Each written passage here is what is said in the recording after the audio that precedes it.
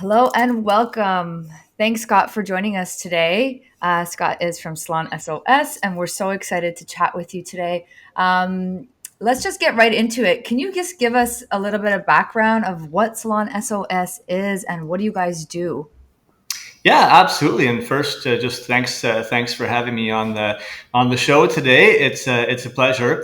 So, Salon SOS was born. I mean, short answer is we are a digital marketing resource for the salon and spa industry. So we help all salons and spas with all things marketing, be it websites, social media, Google search engine rankings, loyalty programs, e-commerce. Really the works. And it was kind of born from just seeing how our industry has just always been, a step or two behind when it comes to technology. We haven't really adopted, some of the advancements as quickly as other industries. And having been around the industry for so long myself, I saw this firsthand and was trying to figure out, what could be done. And I just wanted to bring some simple and affordable solutions to our industry because it seemed like that was one of the key blockers for salons kind of really getting on board with some technology, for their business. Yeah, that's because we know me and Sonia have done so much like trial and error with all the technology things, with the websites and the marketing and paying for this and overpaying for that and just having things not work the way that we thought they were going to work. So that is something that I think our industry does lack because I think people are trying, but maybe not doing it in the best or more efficient or most current way. It's a lot of like old kind of dinosaur apps and software and all that sort of stuff. So you're kind of like a one stop shop. Yeah, little. I mean, we try to be right. So definitely want to be that resource where people can kind of come to us, whatever their sort of marketing challenges, goals, might be, and we happily sort of at least have a starter conversation, find out what the needs are, and see if we can identify some solutions that can help. Because the reality is, you were saying, you're both salon owners yourselves. Most salon owners out there are wearing 50 different hats, right? And one of those hats is the marketing hat, but not all of those 50 hats is the area of expertise for those salon owners typically. And sometimes, rather than trying to do all of the roles yourself and be that full superhero, sometimes it's okay, right, to have some support and to work with people that understand what you're going through, what the context is, and to be able to really support you in some of those areas, right? I'm sure most salon owners are working with an accountant for some of their financial things, so it makes sense to work with a marketing expert, whether it's a consultant, whether it's a company, to help with some of the marketing initiatives.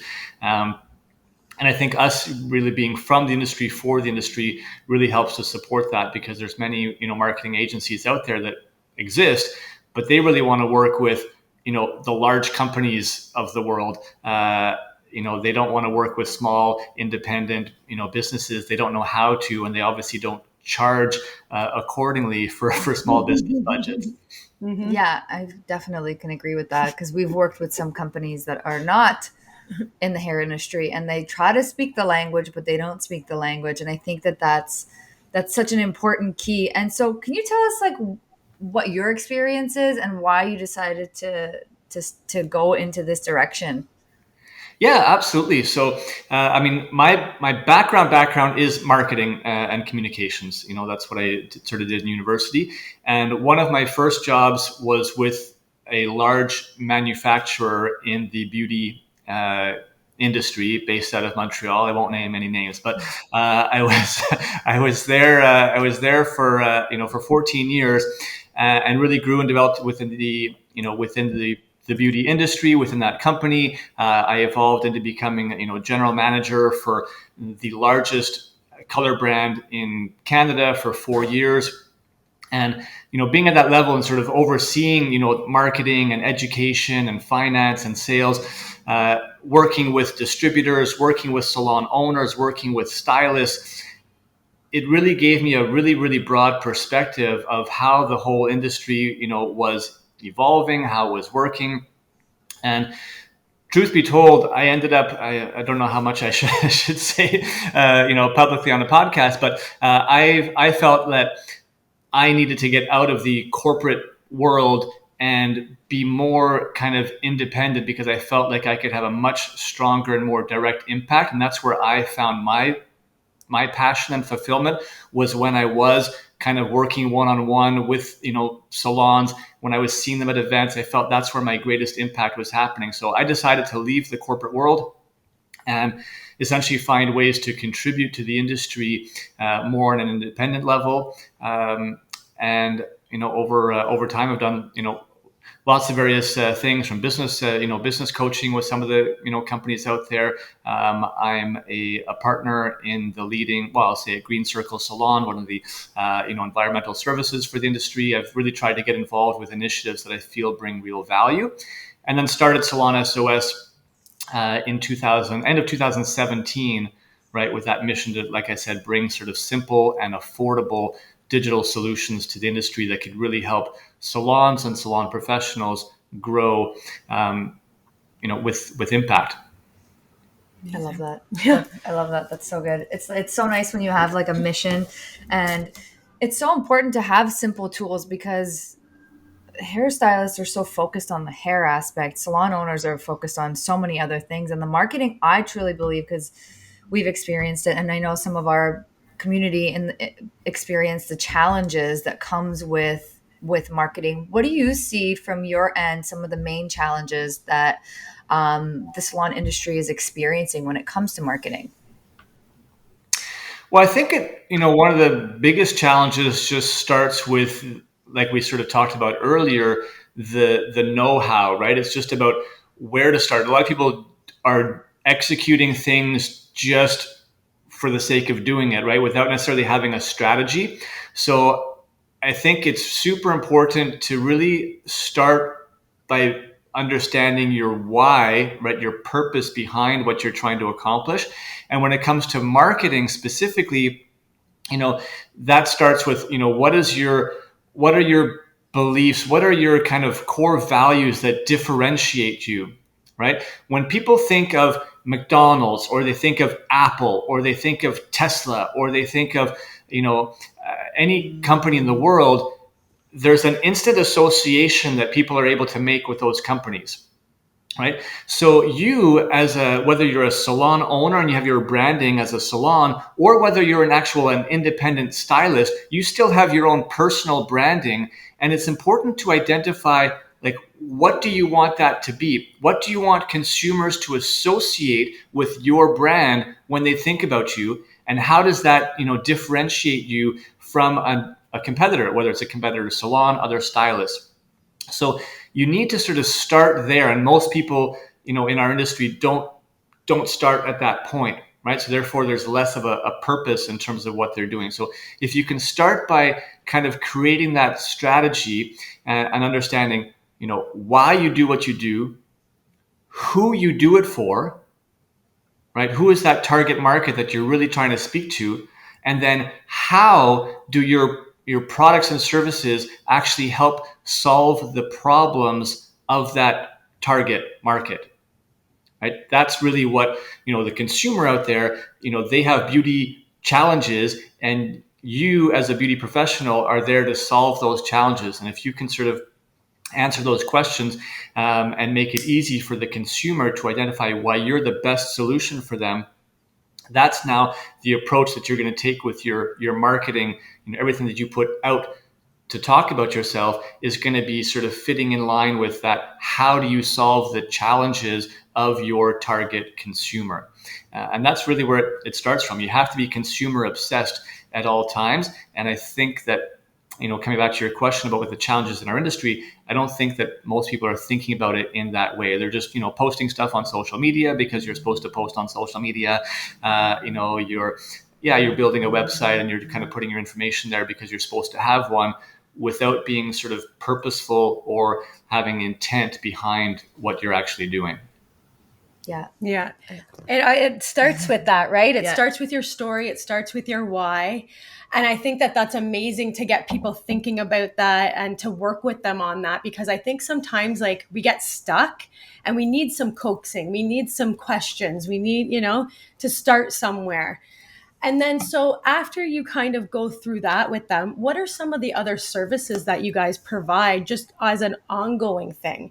Because I know sometimes like you get the story, you get, your mission and your purpose, and everything looks amazing.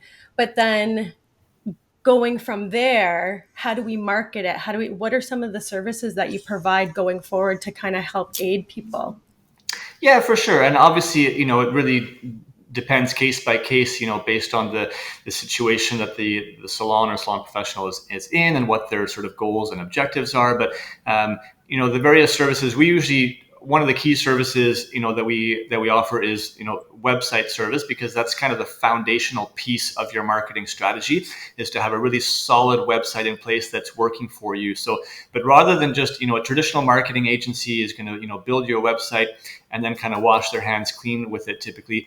And then when you want to make changes or updates to your website, you're going back to them and they're charging you, tooth and nail, for all the changes and updates that you want to make. And salons therefore are hesitant to make changes because it costs so much every time that they do that. So one key difference that we have done in terms of our website service is that we don't charge for building the website first and foremost, and we have easy monthly packages that actually include the ongoing updates and maintenance to the website. That way we can keep it fresh and we can connect with our salons, on a monthly basis to identify, are there any new promotions that are happening? Are there any changes that have happened in your, services or pricing? Any changes in staff? We know that staff changes happen, extremely often in our industry.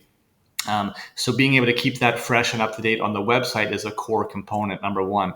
Secondly is Google, right? And really kind of this has become more popular in the past couple of years, is what's called search engine optimization. So that's making sure that your website is ranked high in Google when consumers are typing a search for, let's say, hair salon Toronto or hairstylist, Chicago, whatever, sort of they might be searching for in their Google search. You want to make sure that your salon is ranking high, and there's a lot that goes into that behind the scenes. So it's one service that we offer is, working with the salons to identify what those important keywords need to be first and foremost for your business, because it might not be hair salon Toronto, right? So you need to make sure that you're focusing on those right keywords, and then we work to incorporate that into the content, right, of the website, that we're working with the salon on a regular basis to help them rank higher and higher in those Google searches over time. So that's just kind of a starting piece from website and Google, which are really foundational pieces. And then we have a lot of other services. We help salons with social media, either through trainings or, sometimes we actually just take on the content creation and posting on behalf of the salons when either they just don't have the time, they don't have the bandwidth or the creativity to sort of focus on that. We also have a very, very popular Salon app, which is a customized app for salons that serves not only as a loyalty program for their consumers, right? Because the consumers can earn points for their visits and redeem those back in the salon, right, to increase retention and increase sales. But it also becomes a really valuable communication tool because you can send push notifications, you can automate messages to go out individually to certain consumers. So it really becomes a powerful communications platform to really start having an engaged client and keeping contact with them between their visits, because we know that's also a challenge in our industry, with the salon sort of client cycle being anywhere from 4 to 8 weeks on average. If you're not connecting and communicating with your guest between those visits, you're losing a lot of opportunity to really keep them connected and engaged with you as a stylist and you as a salon company. Be good for those cancellation days too. Be Yeah. able to send out a push. Hey, we have this availability today. Like, who wants to snag it? Yeah, and it goes to all clients, right? A lot of salons right now, there's a cancellation, so they throw up a post, on social media saying, "Hey, we have an opening, 4 p.m., whatever." The truth is that when you make a post on your Instagram and or Facebook, right now you're lucky if 5% of your total followers see that post, right? So if Yeah. you have, 1,000 followers, you're lucky if 50 of them are going to see the post. So, it's not necessarily the best way to get, a message out of importance to your clientele. Yeah, it's just like the easy way, I would say. It's like, oh, we have it in our hands. I think we just assume that everybody uses Instagram, but I've always been of the mentality that like you have to have, don't put all your eggs in the same basket. You can't just rely solely on social media. You have to rely on your website, your blogs, your newsletters, all these things that have different points of contact. Um, and I think it's important that we understand that. And I want to ask you, before you were talking about being very consumer focused, and I think that a lot of salons are still very hair focused. They're like really highlight the hair, and they're like, this is the type of hair that we do, but they don't kind of get into the psychology of like the consumer. I want to know, like, what are some of the ways that people can gain clients using digital marketing, whether it be social, email marketing, ads? I know that ads is something that's been, huge in the last little while, but they seem so foreign because it's like a whole other entity on its own. What advice do you have for those that want to gain clients through digital marketing? Yeah, it's a big question, because there's lots of avenues, obviously. But I would maybe go sort of down three paths. We'll speak of. So the first, I believe, is really important. We touched upon it earlier. Is that Google search engine, right? And doing the work to make sure that your salon gets higher and higher on those Google searches. It's incredible if you actually look at some of the statistics for searches on Google. And for a short example, I did a study recently with a market in Vancouver. So it's like a suburb of Vancouver called Surrey, BC. And we just looked at a bunch of different keywords. This is easy in any market for us to do. But so hair salon Surrey had, I believe it was about 2,200 searches every single month. Someone's searching for hair salon Surrey. Okay. Haircuts Surrey, there was 880 searches every single month for haircuts Surrey. Hair color Surrey only had 20 searches per month. Okay, so there's a varying difference between keywords, but just hair salon Surrey has 2,200 people every single month searching for that keyword. So that's 2,200 consumers who are actively looking for what you offer. And if your salon is ranked in the top 2 on Google, right, you're getting on average 50% of Google clicks happen on the first 2 listings.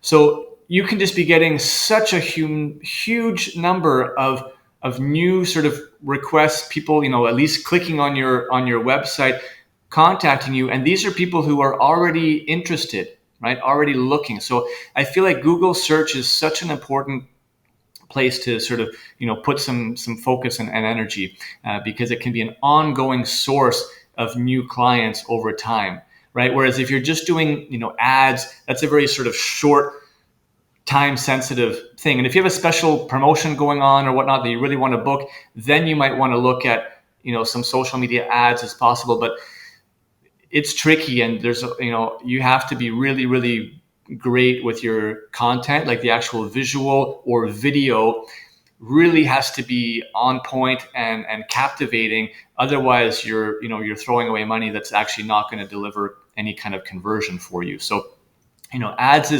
is a possibility, but you have to recognize that it's short term, number one, and you really have to be smart with your the actual image or video that you use, the wording, like the capture because people aren't looking for it, right? And we all know, and we're scrolling through our social media, we don't really like to see ads typically, right? So it has to be super powerful in order to get you to stop, look at it, and maybe actually take action on that. Okay. From a social media standpoint, that does work, right, in terms of helping to gain new clients, is when it comes to referrals, right, and kind of utilizing the power of word of mouth. So often today, stylists, are taking pictures of, the work that they're doing, and they're posting it on their own page, right, which is normal and is good. But where the real power can come in is if you can get your guests to post the image on their page, because that's how you're reaching the friends and family and colleagues of your guests. If I just put it on my page, the only people that are going to see it really are people that already follow me, which are probably already, clients of mine.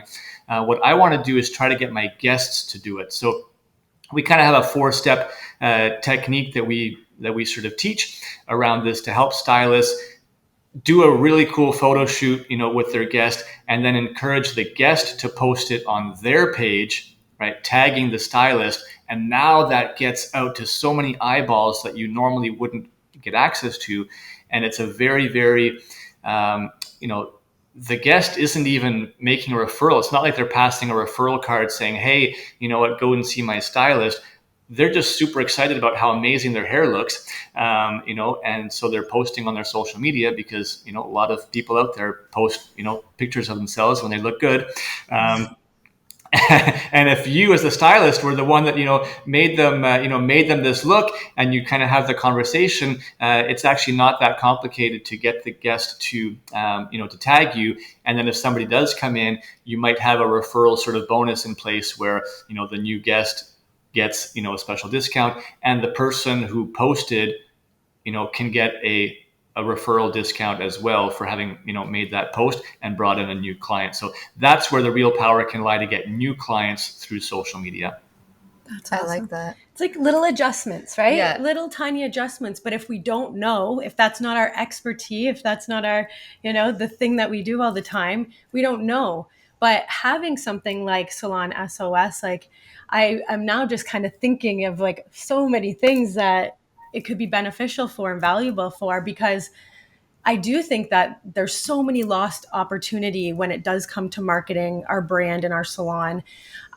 So if there's anybody that's out there that is like, oh, I want to fill in my gaps in my schedule and I want to bring in new clients and stuff like that, but you are just posting stuff on social media without a plan, without anything, like I think this is such a great kind of opportunity to get some information or to just like talk about it and get some options. I'm so glad that we had the opportunity to have you on the show just to kind of get the word out there. We always love to end our episode with real tea. So like a truth, a tip, a trick, or like a takeaway. So what would you like to leave us with today, Scott? Let's go with a truth, a marketing truth. So I like to say that your marketing plan is only as good as your retention plan. And what I mean by that is there's really two focuses, right? There's your marketing that you do to your existing guests to make sure they keep coming back, right? That's more sort of on the retention basis. And then there's your external marketing that you do to try to get new clients in the door. But I said that your marketing plan is only as good as your retention plan. What that means is if you don't have a strong retention plan in place, right, then it doesn't matter how many new clients you keep bringing in your door, because if you don't have a good plan to keep them, then they just, leak out the back door and you have to keep filling that bucket over and over and over again. Whereas if you can start by having a strong retention plan in place, and typically that involves, a strong loyalty program, right, to make sure that you are keeping your guests, longer than the industry average. Now, when you do go out, you won't have the pressure to bring in as many external guests. And when you do, you know that they're staying inside that bucket, right? And then you don't need to go out as often. right, to kind of go and get new clients. And we know that keeping an existing client is actually easier and cheaper than it is with all the energy and efforts that go into getting a brand new customer to discover you and come to the door. So keep that in mind. Retention plan comes first. Marketing externally comes second. Yeah, I love that. And it's more sustainable. Like you said, you don't have to spend as much money to try to get more people in the door. You can work with this revolving. Work with what you got. Yeah, work with what you got. It's so true. Well, thank you, Scott, so much. We'll have to have you on for another episode because there's a billion more other questions that we've got. Yeah. But we love to keep these episodes short and impactful. But we're going to put all of Scott's information for Salon S.O.S in the show notes and ways that you can connect with them. And they have some courses, I guess you said. You guys have some courses that you guys can... Yeah, we do. We do some trainings. We also have a ton of free resources as well. We have a marketing academy, on YouTube, videos, free videos for people to have access to. So, there's tons of great resources there.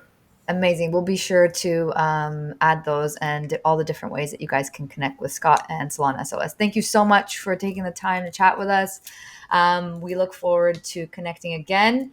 And if you guys need some marketing help, this is the place to go. Salon S.O.S. Thanks so much for having me. Thank you.